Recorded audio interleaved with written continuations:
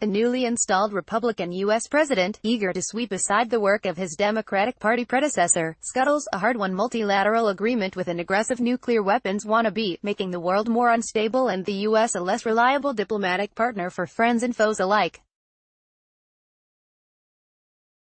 That's the tale of Donald Trump and Iran. But first, it was the story of George W. Bush and North Korea. Bush's cancellation of nuclear accords with Kim Jong-il, current North Korean leader Kim Jong-un's father, set the stage for Trump, if he plays the cards right, to restore the relatively favorable situation Bill Clinton's administration forged a quarter-century ago.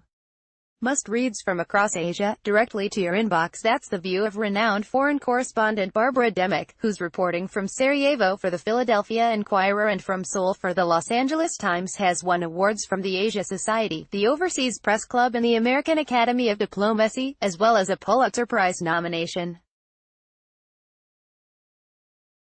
Demick's now legendary book, Nothing to Envy, Ordinary Lives in North Korea, chronicles the lives of 6 defectors over 15 years, including the harrowing famine of the mid-1990s, the ordeals of their escapes, and their new, often difficult, lives in South Korea.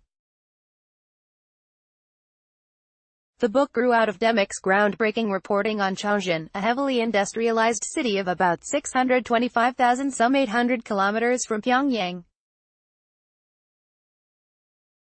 Nothing to Envy won the British Broadcasting Corporation's Samuel Johnson Prize for Nonfiction in 2010 and was a finalist for the U.S. National Book Award. Speaking at the UVid Writers' North Korean expert Barbara Demick. Photo, Twitter, there was always a lot of repression, said Demick, now the Los Angeles Times bureau chief in New York. But for a while during the famine, when things were really bad during 1994, 95, 96, the authorities didn't stop people from wandering around. It used to be that to go from one little town to another little town, you needed a travel permit. But people started wandering to look for food, and kids who crossed the border into China looking for food weren't stopped that much.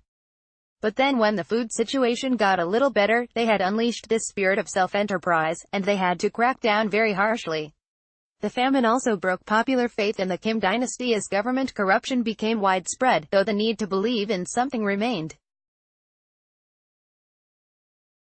It's interesting that most North Korean defectors become Christian, Demick said. She thinks it's inevitable that the two Koreas will grow closer. But the gulf between them is vast, greater than the pre-unification division between East and West Germany. The Germans were divided for about 45 years. North and South Korea have had more time to grow apart, said Demick, who was based in Berlin during the 1990s. There was some communication between East and West Germany. But you still can't send a letter from North to South Korea, can't make a phone call, not to speak of an email or a WhatsApp message.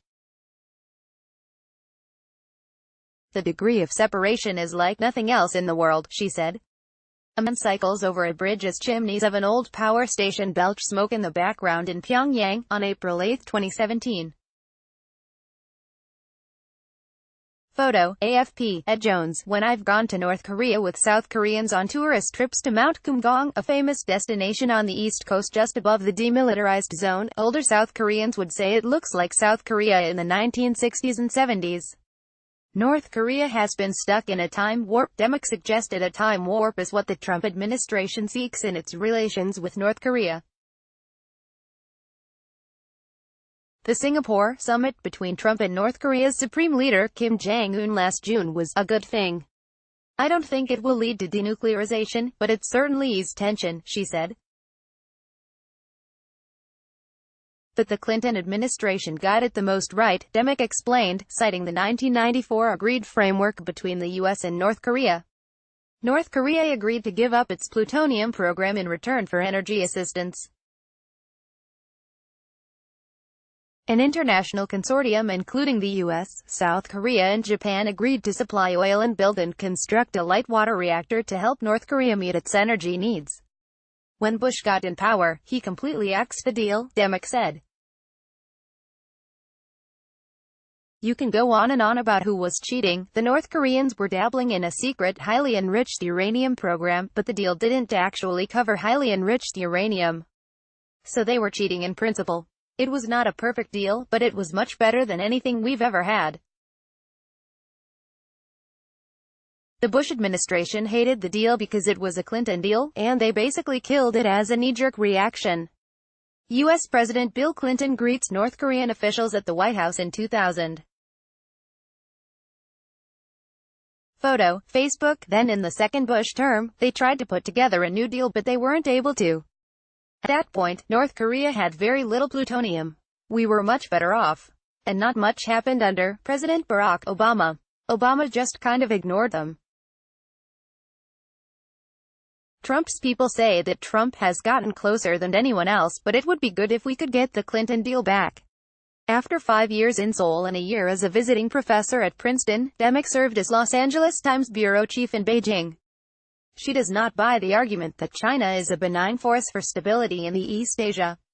And she believes at least one regional player shares her doubts. The North Koreans will never say this, but they're more afraid of China than the United States. They'll say that China is their friend and the US is the great enemy.